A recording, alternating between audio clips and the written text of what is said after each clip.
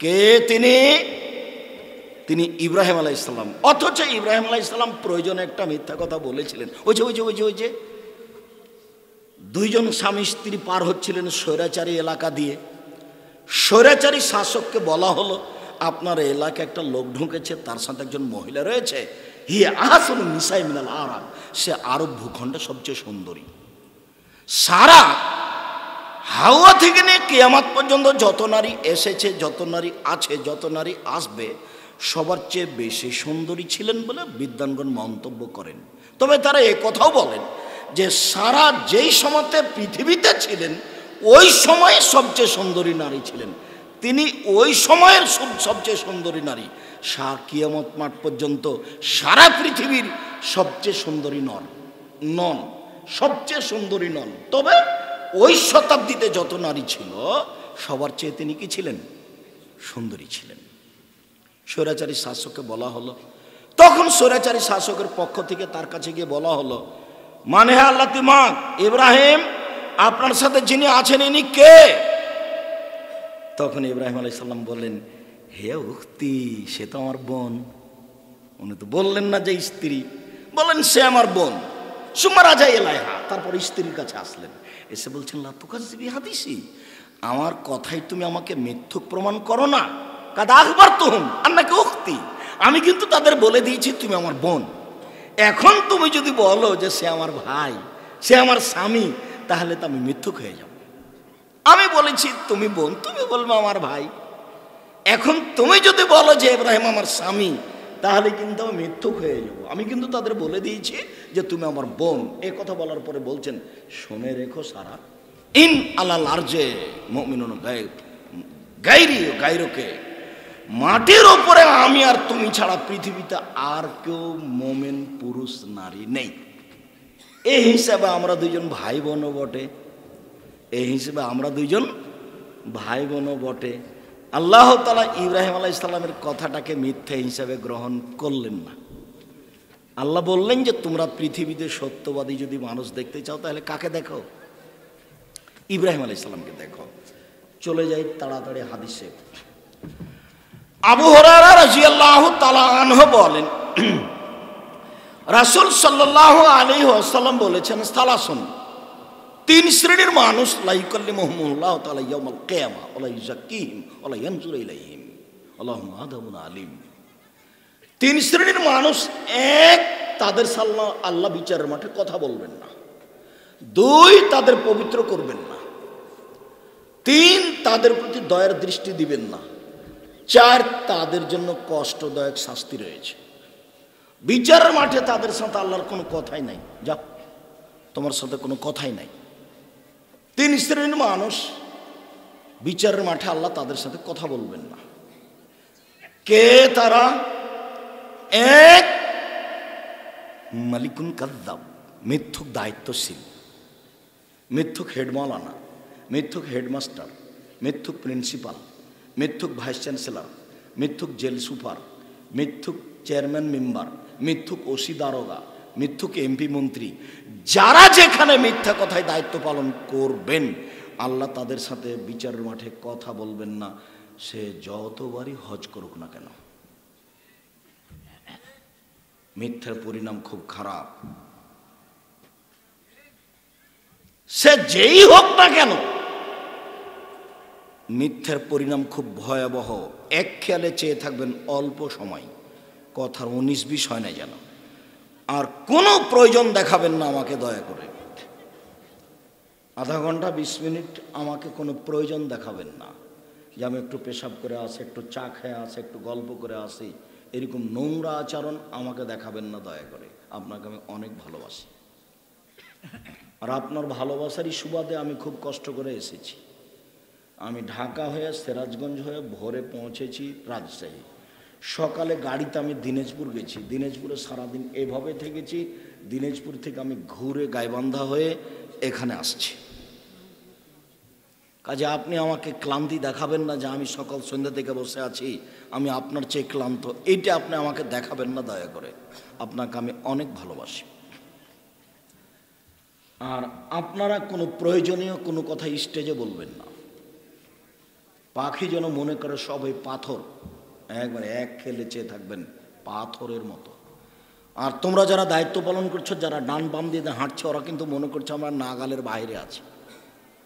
তোমরা ছেলেরা ভিতরে পাহারা দাও এবং বাইরে পাহারা দাও, কোনো মানুষ চলাচল করতে পাবে না, তার কোনো প্রয়োজন গ্রহণ হবে না, এখন কোনো প্রয়োজন। ঢং দেখাবেন না আমাকে, নিজেকে আপনি গরু ছাগল মনে করিয়েন না, আমি আপনাকে মানুষ মনে করছি, অতএব আপনি নিজেকে পশু প্রাণী মনে করিয়েন না। একটা বাক্যের মূল্য 1 কোটি টাকা, এই হিসেবে আপনি বসে থাকেন। আমার জীবনে আমি কোনোদিন কেসা কাহিনী বলিনি, আমার জীবনে আমি কোনোদিন অপ্রয়োজনীয় বাক্য বলিনি, কোনোদিন আমি হানাফিদের বিরুদ্ধে একটা বাক্য বলিনি, কোনোদিন আমি দল মাঝাব নিয়ে একটা বাক্য বলিনি, সরকার বিরোধী একটা বাক্য কোনোদিন বলতে যাইনি। 3 শ্রেণীর মানুষের সাথে আল্লাহ কথা বলবেন না, এ কথা মুহাম্মদ সাল্লাল্লাহু আলাইহি ওয়াসাল্লাম বলেন। তার মধ্যে একজন মিথ্যুক দায়িত্বশীল, 2 শাইখুন জানিন, বেশি বয়সে জেনা করে যায়। কোথা থেকে দৌড়ে আসার কোথায় জায়গা একটু এখন ক্ষতিগ্রস্ত করলো, আবার আপনাদের পাশ থেকে উঠে যায়, খেয়াল করেন না।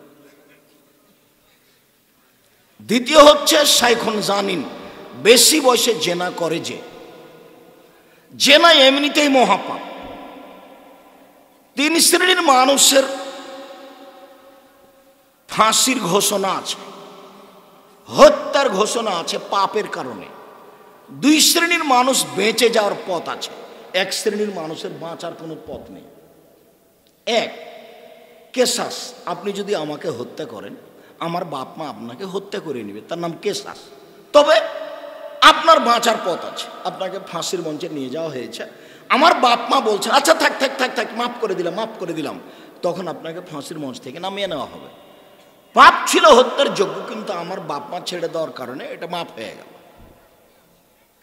2 মুরতাদ, আপনি বললেন কোরআন মাজিদ আমি মানি না, মুসলিম শাসক আপনাকে ফাঁসির মঞ্চে নিয়ে গেল, ফাঁসি দিবে, যখন মঞ্চে নিয়ে গেছে গলায় ফাঁস দিয়েছে, আপনি বলছেন না না না আমার ভুল হয়েছে, কোরআন মাজিদ আল্লাহর কালাম, কোরআন মাজিদ আল্লাহর বিধান, তো আপনাকে নামিয়ে নেওয়া হলো, পাপ ছিল হত্যার যোগ্য। 3 জেনা করবে যে বিবাহ করার পরে তাকে হত্যা করতে হবে। জেনা করে যদি কেউ বিবাহ করার পরে, তাহলে তাকে বাঁচানোর পথ পৃথিবীতে নেই, কোনো পথই নেই, আল্লাহ ওই পথে উঠিয়ে দিয়েছেন।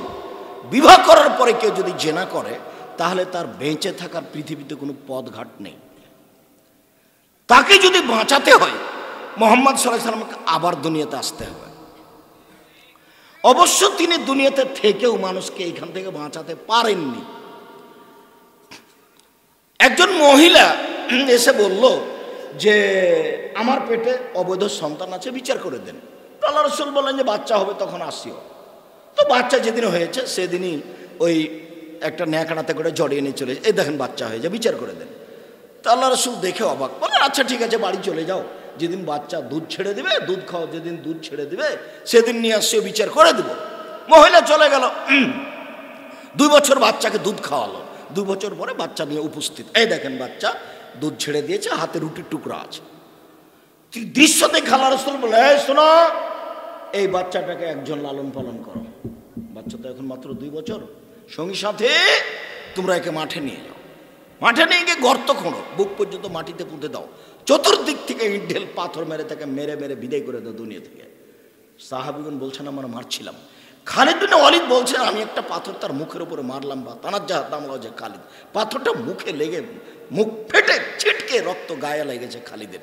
বাহ, খালিদ তাকে গালিতে বসেছেন, এরকমই হবে তো, ছি ছি ছি ছি ছি, একজন জেনাকারিনী মহিলার গায়ের রক্ত আমার গায়ে লাগলো, এরকম কিছু বলে হবেন। তখন আল্লাহ রাসূল বলছেন মাহালে নয় খালিদ, খালিদ থামো, তুমি একে গালি দিও না, লাকাত তাওবাত তাওবাতান লা তাওবা সাহেব মামসাল্লাহ গফিরাল্লাহ। এই মহিলা এত তওবা করেছে, এই মহিলা এত ক্ষমা ভিক্ষা চেয়েছে, এত কান্নাকাটি করেছে, বড় থেকে বড় পাপী যদি এরকম তওবা করে, তাহলে তার পাপকে ক্ষমা করা হবে খালিদ। তার মানে তিনি বুঝলেন তার পাপ ক্ষমা হয়ে গেছে, তিনি তার জানাজা করলেন, তিনি তার কাফন দাফন করলেন, তিনি সব কিছু করলেন, বুঝলেন, কিন্তু একটু বলতে পারলেন না যে তোমার বিচার হবে না, তুমি চলে যাও। মুহাম্মদ সাল্লাল্লাহু আলাইহি সাল্লাম আরেকজনের কাছে জিম্মি, কার কাছে? আল্লাহর কাছে। ওটা অর্ডার নেই, জেনা করেছি বিবাহ করার পরে, অতএব তোর ফাঁসি হতে হবে, এটাই ঠিক। তাকে ইট ঢেল পাথর দিয়ে মেরে মেরে মেরে ফেলতে হবে, এটা তো ঠিক। আল্লাহুম্মা ইন্নী আউযু বিকা মিন আযাবি জাহান্নাম ওয়া আউযু বিকা মিন আযাবিল কবর ওয়া আউযু বিকা মিন ফিতনাতিল মাসিহিদ দাজ্জাল ওয়া আউযু বিকা মিন ফিতনাতিল মাহইয়া ওয়াল মামাত। এইসব ফিতনা থেকে তুমি আল্লাহ রক্ষা করো। যুবক, তোমাকে বলে যাচ্ছি, তোমার মোবাইলে যত মেয়ের নাম্বার আছে চিরদিনের জন্য ভুলে যাও। উপস্থিত বৈঠকের মুসলিম বোন আপনাকে বলছে, তোমাকে বলছি, তোমার লজ্জা থাকা দরকার, তোমাকে বলছি, শোনো, তোমার মোবাইলে যেন আজকের পর থেকে আর কোনোদিন কোনো যুবকের নাম্বার না থাকে, তুমি এইভাবে ভুলে যাও। কোনভাবে আব্দুর রাজ্জাক সাহেব? তুমি এইভাবে ভুলে যাও। কিভাবে আব্দুর রাজ্জাক সাহেব বলেন তো একটু, কিভাবে? মারিয়ামের মতো।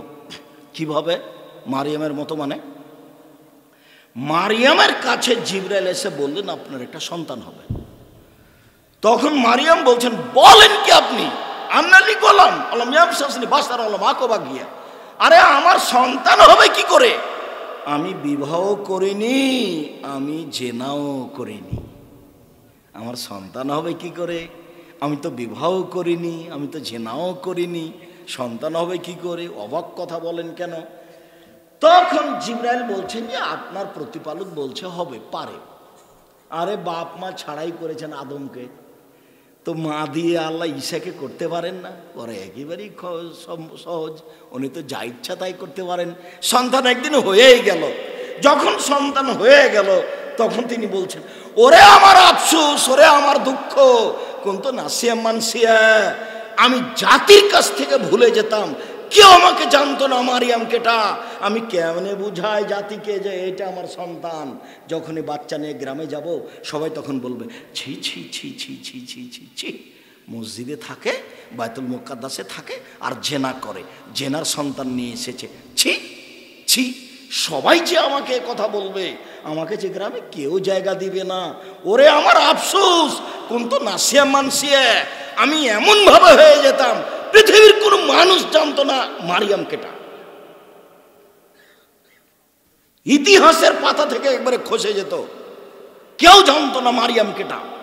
এইরকম আমাকে করে দাও, আমি মারিয়াম, এটা মানুষের মনে যেন না থাকে। মানুষ তো বলবে, বদনাম তো বহুদূরের কথা, আমার কথা মানুষের মনেই থাকবে না। মারিয়াম যেভাবে চেয়েছিলেন কথাটা, তুমি মেয়েটার নাম্বারকে এইভাবে ভুলে যাও। মেয়েটা যে কে আমি কোনোদিন শুনিনি, আমি তার নাম কোনোদিন নিনি, এইভাবে তুমি হয়ে যাও। এখন তওবা করো, আস্তাগফিরুল্লাহ ওয়া আতুবু ইলাইহি, নাউযুবিল্লাহি মিন জালিক। রাতে যদি আবার তোমার হাতটা মোবাইলে যায় তো তখন তুমি লাফ দিয়ে ল্যাপটা দূরে সরে ফেলে দিয়ে মুখে এভাবে পায়ে লাথি মারিও, এই শয়তান তোর মুখে লাথি মারি, নাউযুবিল্লাহি মিন জালিক, নাউযুবিল্লাহি মিন জালিক, শয়তান তার মুখে তোর লাথি মারি, লাফ দিয়ে ল্যাপটা ফেলে দিয়ে বাইরে আগ্নেয় চলে যাবে, উঠানে চলে যাবে। যে বলবেন না আমি তো আল্লাহ তোমার কাছে আশ্রয় চেয়েছি, আবার আমার মনটা কেন চাইলো তার সাথে কথা বলার? কেন চাইলো? আমি তো তাকে ঘৃণা করি, আমি তো না করে দিয়েছি, কিসের সাহসে আমাকে শয়তানের কথা বলে? শয়তানের সাহস আছে, আল্লাহর সাথে তার দুটো চুক্তি হয়ে আছে। যখন আল্লাহ তাকে বললেন সর সর সর সর, আদমকে সিজদা করলি না, সরে যা, তুই আমার রহমতের মধ্যে নেই। তখন ইবলিস বলছে দুটা কথা, কি কিয়ামত পর্যন্ত বাঁচতে চাই, ঠিক আছে দিলাম। আরেকটা কি, আদম সন্তানকে ভ্রান্ত করতে চাই। কেমনে ও জান্নাতে যাবে আদমের ছেলে মেয়ে তা আমি দেখে ছেড়ে দেবো, তাহলে ও জিদে আছে। আমি একাই জাহান্নামে যাব, আদমের ছেলে মেয়েকে নিয়েই যাব। তখন বলছে এভাবে, ও ইজ্জতে কো জালালে কো ইরতিফায়ে মাকানে কা, আপনার মর্যাদার কসম, আপনার সম্মানের কসম, আপনার ইজ্জতের কসম, লাউবিয়াল ইনসানা, আমি আদমের ছেলে মেয়েকে ভ্রান্ত ভুল পথে নিয়ে যাবই যাবই যাবই, তোমার ইজ্জতের কসম করে বলছি। এগুলো কে বলছে বলেন তো দেখি? ইবলিস বলছে। যখন এভাবে বলে চলে যাচ্ছে তখন আল্লাহ বলছেন, ওয়া ইজ্জতিও মাকানি ওয়া ইরতিফায়ে জালালি, আমার ইজ্জতের কসম, আমার সম্মানের কসম, আমার মর্যাদার কসম। ইবলিস তুমি মনে রেখো, আদমের ছেলে মেয়ে যতবার ক্ষমা চাইবে ততবার আমি ক্ষমা করে দিব। ইয়াবনা আদম, আদমের ছেলে মেয়েকে বলছে, ইয়াবনা আদম মা দাওয়াতানি ওরা যাওতানি, তুমি যেভাবে ডাকো আমি সেভাবে থাকি, তুমি যেভাবে আশা পোষণ করো সেভাবে পূর্ণ করে থাকি। আদমের ছেলে মেয়ে শোনো, তুমি যেভাবে ডাকো আমি সেভাবে থাকি, তুমি যেভাবে আশা পোষণ করো সেভাবে আমি পূর্ণ করে থাকি। গাফারতু লাকা আলা মা কানা ফিকা ওয়ালা উবালি, আমি তোমাকে ক্ষমা করে দিলাম, আমি পরোয়া করি না তুমি কত বড় পাপী, আমি পরোয়া করি না তুমি কত বড় পাপী, আমি পরোয়া করি না তুমি কত বড় পাপী। তুমি যেভাবে ডাকো আমি সেভাবে থাকি, তুমি যেভাবে আশা পোষণ করো আমি সেভাবে পূর্ণ করে থাকি। লা বালাগাত যুনুবুকা আনানা সামায়ে, আদমের ছেলে মেয়ে শোনো, তোমার পাপ বেশি হতে হতে যদি আকাশে লেগে যায় পাপ আর পাপ, ফাস্তাগফিরতানি, এরপরে তুই যদি আমার কাছে ক্ষমা চাও, গাফারতু লাকা, আমি তোমাকে ক্ষমা করে দেব। ওয়ালা উবালি, আমি পরোয়া করি না তুমি কত বড় পাপী, আমি পরোয়া করি না তুমি কত বড় পাপী। তুমি যেভাবে ডাকো আমি সেভাবে থাকি, তুমি যেভাবে আশা পোষণ করো সেভাবে আমি পূর্ণ করে থাকি। তাহলে ঘটনা দুই দিকে হয়ে গেল। আল্লাহ এ কথা বললেন না সর তুই পারবি না, এ কথা বললেন না, বললেন যে ঠিক আছে তুই যদি ভুল পথে নিয়ে যাস আর আদমের ছেলে মেয়ে যদি আমাকে বলে তাহলে আমি কি করব, ক্ষমা করে দেব। তাহলে কাজ কিন্তু কিছু থেকে গেল আমার আর আপনার, মানে বলাই লাগছে আস্তাগফিরুল্লাহ ওয়াতুবু ইলাইহি, তাহলে হচ্ছে না। যদি আল্লাহ বলতেন ঠিক আছে যা যা যা কিছু করতে পারবি না যা, তাহলে হতো, কিন্তু আল্লাহ এটা বললেন না, বললেন ঠিক আছে তুই যা, তবে আদম সন্তান আমাকে যতবার বলবে যে ভুল হয়েছে ততবার আমি কি করব, ক্ষমা করে দেব। তাহলে জিম্মাদের একটা জরুরি থেকে গেল, আজ থেকে একটা তাসবিহ মুখে নিয়ে নেন, উঠতে বসতে চা খেতে বের হতে বাড়ি থেকে ঘরে বাইরে সব সময় বলবেন আস্তাগফিরুল্লাহ ওয়াতুবু ইলাইহি, ছোট বাক্য আস্তাগফিরুল্লাহ ওয়াতুবু ইলাইহি। মুরব্বী আপনাকে অনুরোধ জানাচ্ছি, 40 বছর 20 বছর 30 বছর থেকে যারা আছো তোমাদেরকে আমি জরুরিভাবে বলছি, মুরব্বী আপনাকে আমি অনুরোধ জানাচ্ছি, আপনি রাতে একটু উঠতে শিখুন। রাত 10টায় ঘুমিয়ে যাবেন, রাত 10টায় আপনার বাড়িতে আইয়ুব খানের মার্শাল্লাহ জারি থাকবে। আইয়ুব খানের মার্শাল্লাহ মানে বাপরে বাপ, সুবহানাল্লাহ, 4টার পরে বাইরে বের হওয়া যাবে না, মানে বাড়িতে একবারে মার্শাল্লাহ জারি থাকবে। 10টার পরে কেউ বাড়িতে জেগে থাকতে পাবে না, পড়া ভিন্ন কথা। 10টায় ঘুমিয়ে যেতে হবে জরুরি, রাত 3টায় উঠে যেতে হবে। কয় ঘন্টা ঘুম হলো? 5 ঘন্টা। উঠে আকাশের দিকে তাকিয়ে বলেন সূরা আল ইমরানের শেষ রুকুর প্রথম 5 আয়াত, না পারলে বলেন একটা কিছু, লা ইলাহা ইল্লাল্লাহু ওয়াহদাহু লা শারীকা লাহু লাহুল মুলকু ওয়া লাহুল হামদু ওয়া হুয়া আলা কুল্লি শাইইন কাদির সুবহানাল্লাহি ওয়া আলহামদুলিল্লাহি ওয়া লা ইলাহা ইল্লাল্লাহু আল্লাহু আকবার ওয়া লা হাওলা ওয়া লা কুওয়াতা ইল্লা বিল্লাহ রব্বিগফিরলি রব্বিগফিরলি, সব পাপ ক্ষমা হয়ে গেছে। হাদিস বুখারী মুসলিম, এই কথা আমি বলিনি, এই কথা কে বলছেন? মুহাম্মদ সাল্লাল্লাহু আলাইহি সাল্লাম। এই জিম্মেদারি আমার নয়, আপনি বলতে শিখুন। আপনাকে আমি অনুরোধ করছি, আপনি রাত 10টায় ঘুমিয়ে যাবেন, জরুরি জরুরি ঘোষণা, জরুরি ঘোষণা, রাত 10টার সময় ঘুমিয়ে যেতে হবে। বাড়িতে কারফিউ জারি থাকবে, বাড়িতে কি থাকবে? কারফিউ জারি থাকবে। 10টার পরে কোনো কথা নাই আমার বাসায়। এই ছেলে, এই দেখো তো মহিলা মানুষ কথা বলছে, আমি কানে শুনতে পাই, তুমি পাও না? বোকা ছেলে, ওর একটু লজ্জা থাকা দরকার। তোমার যদি সম্ভব না হয় তুমি মুখখান বন্ধ করে হেঁটে রাস্তায় চলে যাও। তোমার একটু লজ্জা হয় না যে আমি আব্দুর রাজ্জাক বিন ইউসুফ কথা বলছি, তুমি আমাকে নতুনভাবে চিনো? 90 সাল থেকে আমি হামিদপুরে আসি, তো তোমার এটুকু লজ্জাবোধ হয় না? এটুকু তোমার ইতস্তবোধ হয় না? এটুকু তোমার হায়াবোধ হয় না? এটুকু তোমার মানবতা হয় না যে আব্দুর রাজ্জাক সাহেব কথা বলছেন মুখ খুলতে পাবো না? আপনাকে বলে যাচ্ছি, যদি আপনার স্ত্রী হয় তাহলে তাকে তালাকের প্রস্তাব দিবেন, কোনোদিন আরে ভুঁক করবার মাথায় গিয়ে। তোমার লজ্জার দাবি রেখে আমি তোমার স্বামী বলছি, তুমি ওখানে ঢং ঢং করে মানুষের মধ্যে গেছো, চিল্লাও কি করে, কথা বলো কি করে? তুমি একটা মহিলা মানুষ নও, তোমার কণ্ঠটাই পর্দা। ওকে কেন নিয়ে এসছেন এখানে? কেন নিয়ে এসছেন ওখানে? চিল্লায় আমি এখান থেকে শুনতে পাই। আপনি নিজেকে পুরুষ মানুষ মনে করেন না? সম্মানিত দিনী ভাই বোন,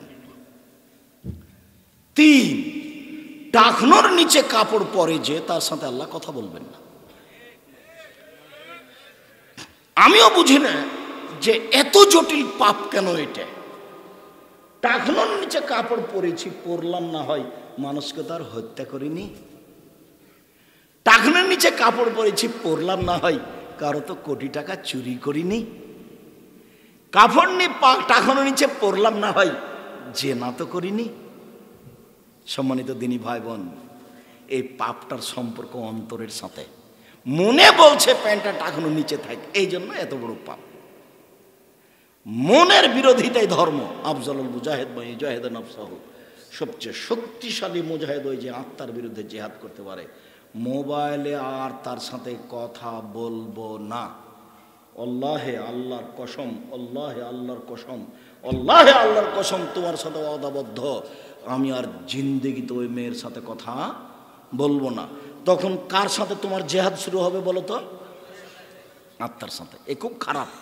আল্লাহ বলছেন ইন্না নাফসাল আমারাতু বিসসুইয়া, আত্মা মানুষকে পাপের আদেশ করে। খুব সাবধান যুবক, তোমাকে বলছি, তোমাকে বলছি, তোমার জন্য আমি এসেছি।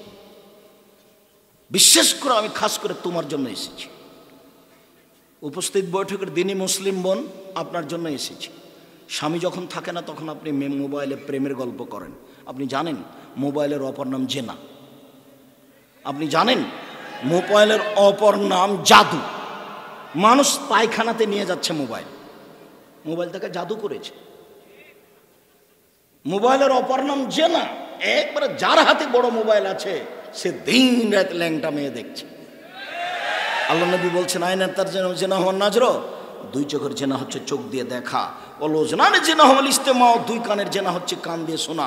অলিয়াদ জেনা হাল বাদশ, হাতের জেনা হচ্ছে হাত দিয়ে ধরা। আর রিজল জেনা হাল মাসিদ, পায়ের জেনা হচ্ছে পা দিয়ে চলা।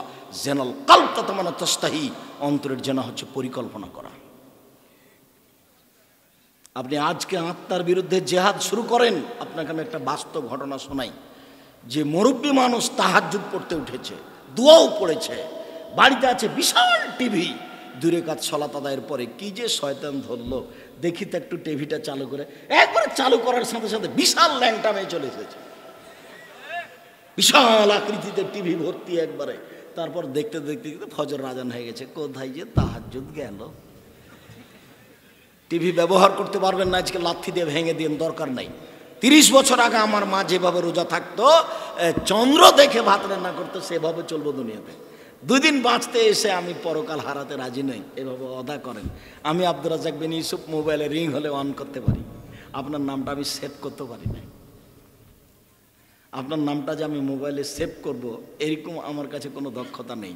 আমি এমনি সাধারণ একটা বেকার মানুষ, এই রাস্তাঘাটে ভবহরা ঘোরায়া ঘুরছি মাত্র। সম্মানিত দিনী ভাই বোন, উমামা বাহেলি রাদিয়াল্লাহু তাআলা আনহু বলেন, খুব জরুরি কথা। রাসূল সাল্লাল্লাহু আলাইহি সাল্লাম বলেছেন, আনা জাইমুন বিবাইতিন ফি রাবাজিল জান্নাহ লিমান তারাকাল মিরাহা ওয়া ইন কানা মুহিক্কান। কেউ যদি তর্ক ছেড়ে দেয় সত্য হলেও, আমি মুহাম্মদ সাল্লাল্লাহু আলাইহি সাল্লাম তাকে জান্নাতে একটা ঘর নিয়ে দিব। তর্ক করে না, দুনিয়াতে তর্ক নিয়ে চলে না। কি আব্দুর রাজ্জাক সাহেব এটা বলেছেন, আরে না এটা বলেছেন, আরে না এটা বলেছেন। আসসালামু আলাইকুম, গেলাম ভাইজান, আপনার সাথে আমি তর্ক করতে রাজি নই, আমি গেলাম। কথা বুঝতে পারেননি, কিন্তু বুঝতে পারছেন যে আব্দুর রাজ্জাক সাহেব এটা বলেননি।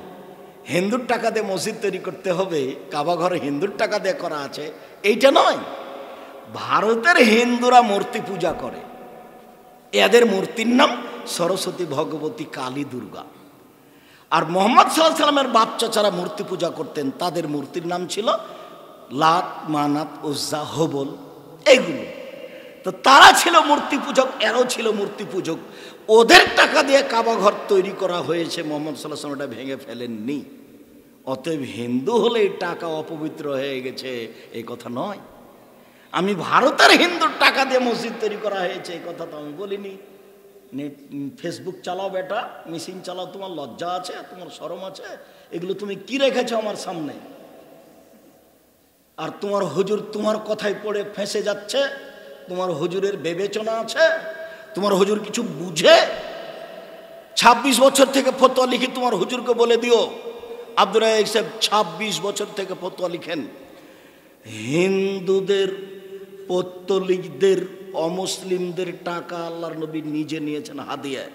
কাবুল হাদিয়াতুল মুশরিকিন, বুখারীতে বাপ বাঁধা আছে, মুশরিকদের, পৌত্তলিকদের, মূর্তি পূজকদের হাদিয়া তিনি কবুল করলেন, মূর্তি পূজকদের তিনি হাদিয়া দিলেন। মূর্তি পূজক মহিলার মশক থেকে তিনি পানি পান করলেন। মূর্তি পূজক অমুসলিম ইহুদি খ্রিস্টানদের বাড়ি, মহিলার বাড়িতে তিনি খাওয়া দাওয়া করলেন। এইসব হাদিস পেশ করা আছে। জিজ্ঞাসা ছিল যে অমুসলিমের টাকা মসজিদে লাগানো যায় কি না, এই জিজ্ঞাসার উত্তর দেওয়া হয়েছে। আর আপনি ধরে নিলেন আমি আব্দুর রাজ্জাক বিন ইউসুফ বলেছিলাম যে ভারতের হিন্দুর টাকা দিয়ে ওটা মসজিদ তৈরি করা হয়েছে। আপনি মৌলানা মানুষ যে কলম ধরলেন, আমার আফসোস হয়। আপনার এলেম কালাম আমি বিশ্বাস করি, কিন্তু আপনাকে আসলে আল্লাহ মাফ করুক, আপনি আসলেই কি আলেম না আপনি প্রতারক, তা আমার বুঝের বাইরে। কি বুঝাতে চান আপনি? কয় পয়সা পড়েছেন? 88 আগস্টের 20 তারিখ থেকে আমি নিয়মিত বুখারী মুসলিম পড়াই। 32 বছর থেকে বক্তব্য দিচ্ছি, 26 বছর থেকে কলমে ফতোয়া লিখছি। অহংকারও করিনি, গৌরবও করিনি। আপনি বিশ্বাস করেন আমি কোরআন হাদিস বুঝি, আলহামদুলিল্লাহ। আমি ঘন্টার ঘন্টা হাদিস অনুবাদ করতে পারি, কোনো সমস্যা নেই, আলহামদুলিল্লাহ। কোন সাহসে আপনি বিরুদ্ধে লড়ে গেলেন যে আব্দুর রাজ্জাক সাহেব হিন্দুদের টাকা দিয়ে মসজিদ করা বৈধ বলেছে, তা আরেকজনকে খেপে তুলছেন আপনি? আপনার একটু হোশ জ্ঞান হয় না? আর বোকা ছেলে তুমি ফেসবুকে এটা দিয়ে দিলে, তুমি হিসাব পাও না? তুমি আমার বিরোধিতা করে কি করতে পারো? তোমার নেতাই পারে না কিছু করতে, তুমি কি করবে? জামিয়া সালাফের বিরুদ্ধে লড়লে, আমার বিরুদ্ধে লড়লে উপরওয়ালাকে বলতে হবে।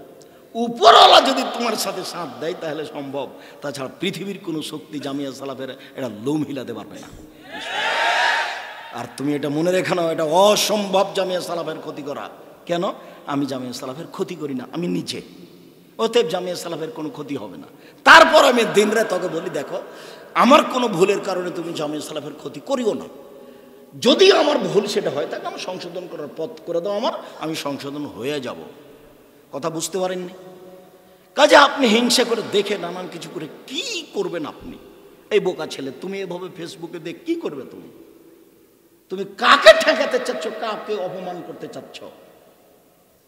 তুমি দেখো, তুমি যে এভাবে করছো, দিচ্ছ ফেসবুকে, তা আমার কোনো ক্ষতি দেখতে পাচ্ছ? তোমার নেতাকে নিয়ে আসো এখানে, কতটি লোক তুমি দেখতে পাবা? যাও দেখো, লাখো জনগণ যেখানে যাব, তুমি এই সম্মান কি দিয়ে ধরে রাখবা? এটা ধরে রাখতে হলে কিছু করতে চাইলে উপরে বলতে হবে। এটা মানুষ দিয়ে হবে না, এটা বিরোধিতা করে হবে না। যার জন্য তোমাকে সাবধানতা বলছি, তুমি মনে করিও না যে ফেসবুকে জজ কোর্ট, ফেসবুকে হাইকোর্ট, বিচার আবার হবে, তোমারও হবে, তোমার হুজুরেরও হবে। তুমি আমাকে জিজ্ঞাসা করেছো, আমি বলে দিলাম ভারতের হিন্দুর টাকা দিয়ে মসজিদ তৈরি করা হয়েছে, কাবাঘর। ভারতের হিন্দুর কাবাঘরে গেছে, এরাও ছিল পৌত্তলিক, এরাও হলো পৌত্তলিক, ওরাও ছিল পৌত্তলিক। আল্লাহ নবী যখন কাবা ঘরে ঢুকলেন, দাখালা রাসূলুল্লাহ সাল্লাল্লাহু আলাইহি ওয়াসাল্লাম মক্কাতা ওয়া হাওলাহা সালাসুমিয়াতুন নসব। যখন তিনি ঢুকলেন তখন তার কাবা ঘরের চতুর্দিকে 360টি মূর্তি ছিল। আল্লাহ রাসূলের হাতে একটা লাঠি ছিল, এত অনহা। লাঠি দিয়ে তিনি মূর্তিগুলোর গায়ে আঘাত করতে লাগলেন আর মুখে বলতে লাগলেন, জাল হক এসেছে সত্য, অজহাকাল বাতিল চলে গেছে মিথ্যা, ইন্নাল বাতিল নিশ্চয় মিথ্যা, কানা জাহুকা চিরদিন মিথ্যা। এই বলে লাঠি দিয়ে 360টা মূর্তিকে একেবারে ভেঙে চুরে খান খান করে দিলেন। মূর্তিগুলো কার ছিল জানেন? ওর বাপের, মুহাম্মদ সাল্লাল্লাহু আলাইহি সাল্লামের বাপের মূর্তিগুলো ছিল। আব্দুর রাজ্জাক সাহেব কথা বুঝতে পারেননি। বাপের মানে ইব্রাহিম আলাইহিস সালাম। মূর্তিগুলো কার ছিল? ইব্রাহিম আলাইহিস সালামের, ইসমাইল আলাইহিস সালামের, ইসাক আলাইহিস সালামের। তো ইব্রাহিম আলাইহিস সালাম যে মুহাম্মদ সাল্লাল্লাহু আলাইহি সাল্লামের পিতা, তা তো কতদিন আপনাকে বললাম। যখন জিবরাইল আলাইহিস সালাম আমাদের নবী মুহাম্মদ সাল্লাল্লাহু আলাইহি সাল্লামকে উপরে নিয়ে যাচ্ছেন, সপ্তম আকাশে চলে গেছেন, তখন জিবরাইল আমাদের নবীকে বলছেন, হুয়া ইব্রাহিম, হুয়া আবুকা, হাজা ইব্রাহিম, হাজা আবুকা ফাসাল্লিম আলাইহি। ইনি হচ্ছেন ইব্রাহিম, ইনি আপনার বাপ, আপনি তাকে সালাম দেন। তখন আমাদের নবী মুহাম্মদ সাল্লাল্লাহু আলাইহি ওয়াসাল্লাম একটু আগিয়ে গেলেন, গিয়ে বলছেন, আসসালামু আলাইকুম ইয়া আবি, আব্বা আপনাকে সালাম। তখন ইব্রাহিম আলাইহিস সালাম বলছেন, ওয়ালাইকুম সালাম ইবনি সালেহ নবী সালেহ, ও আমার সৎ ছেলে, ও সৎ নবী, তোমাকেও